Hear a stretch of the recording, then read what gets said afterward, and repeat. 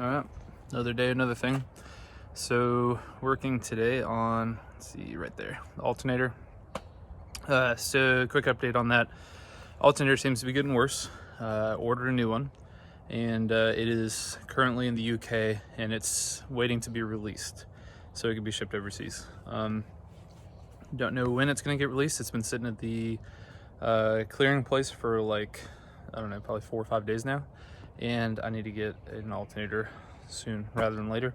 So goal for today is actually to take that out completely, the old alternator, clean up all the connections I can as best as I can, try and see if I can make do with it, see if it might just be a connection issue, and then put it back in and see if we get anything better. Because over the weekend it's been okay, charging over here and there, and then driving the past couple of days to work, it's been off and on.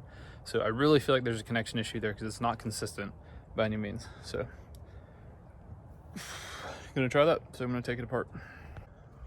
All right, so there's some good, bad, and ugly. So for starts, cleaned up my battery connections really quick. I went and just sprayed them with some electrical cleaner.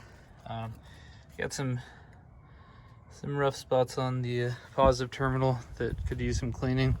So I just separated that out real quick and cleaned it. This connection, which I believe is the positive, pretty messed up. I cannot get that nut off here. Let's see if we'll refocus. Can't get this nut off here. It is completely ruined and stuck.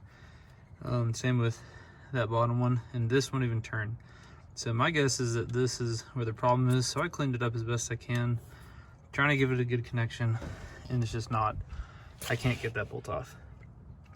Let me phrase that. I can get that bolt off. It's taking that whole piece off with it, because if I twist that, this whole thing starts turning. So not good. I actually probably, yeah, no. What I did do, this was a little loose, so I tightened that up, and this connection was a little loose, so I tightened that up. And then I also realized that there's a wire right here. I didn't even know that, so no idea what that's for at all. And I'm gonna clean that one up too. So this looks a little bit better just because I brushed it up with a steel brush, but still what my concern is the physical connection here. That concerns me, so I'm gonna see how that goes. Like I said, I'm gonna clean this up real quick and then I'm gonna button it back up, and then I'll find out tomorrow after my drive home from work, see if anything did anything or if it's just a waste of time, but we'll find out. But I'm not gonna take that off until I get the new alternator in, because if that doesn't go back on, then I'm screwed and the truck's parked until then. I need it to get to work. So it is update time. Just woke up from a nap, so I'm freaking tired. But I got some good news. Still no alternator, waiting for that to come in. Supposedly it's in Germany right now, so there's no progress on the truck's running quality right now.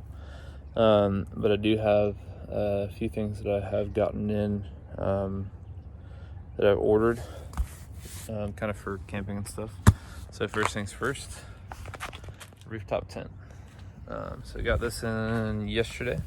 It's the Smitty built rooftop tent.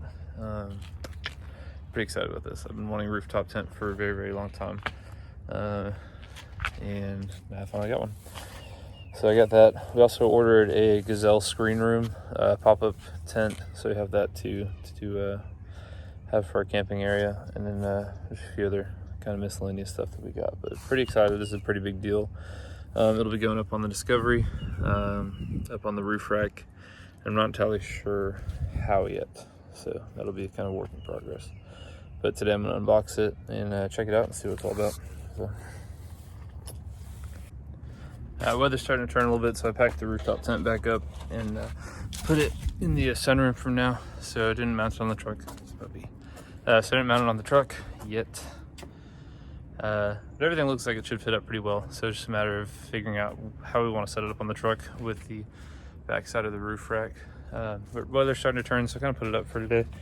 I'm not in any rush to get this set up on the truck either. Oh, come on. Throw stuff away. So we're not in any rush. So we're not in any rush to get it set up on the truck anyways. So it's unboxed. It's perfect. We unfolded it really quick and just kind of laid in it to see size-wise how it looked and stuff. And it is, I think it's gonna be perfect. So now it's a matter of setting it up on the rover and going from there. That's gonna be it for today. So hopefully I have an alternator in the next couple of days. We can complete that part and then get into mounting this sucker. So good stuff. Another thing I'm working on, so you can see I got the boot lever moved out of the transmission, and as I said before, my reverse lights don't work, and that's because that little thing right here, for one, you'll notice it's missing an L bracket on there for the cables to hook up to. One of the reasons being that is because it's sitting right here. It broke off, so I need to solder that back on before I can actually hook it back up. But the reverse lights were not turning off, so I actually unplugged my lights, and see here I have the two cables for that.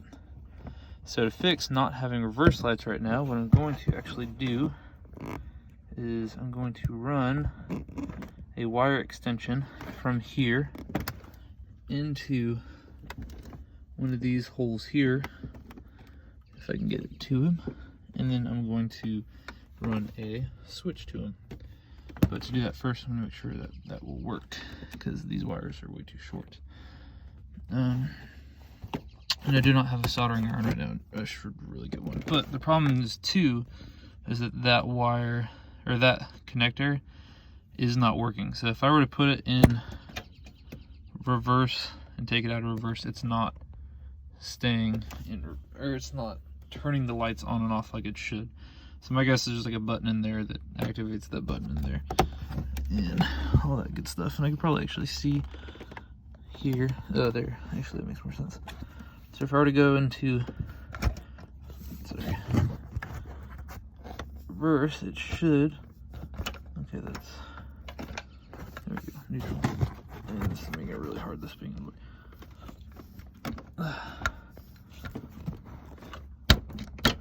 Reverse, it should hit that button, and that button, I believe, is what activates that indicator. So for the longest time, that button was almost, it seemed like it was stuck in, and I was able to just activate reverse without any effort. But now I have to hit it again in order to activate it.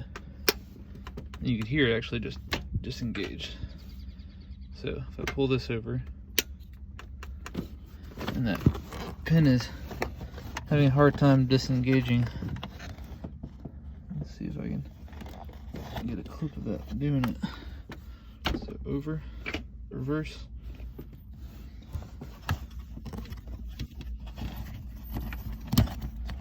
And I bet it's just so much grime and it's just old.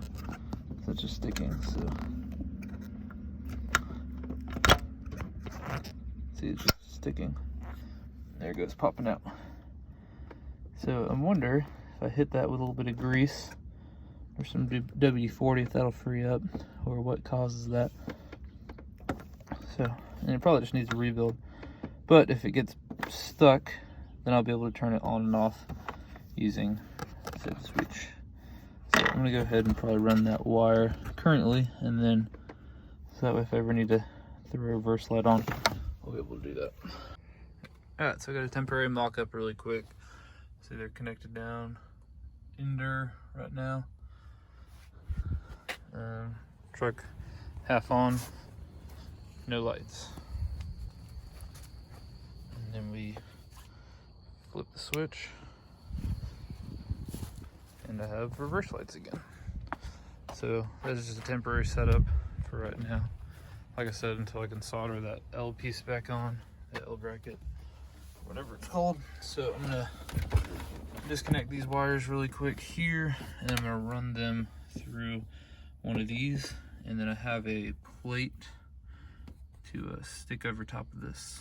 I think I don't know, I might just kind of let it hang out for right now and see how that goes. That's the plan.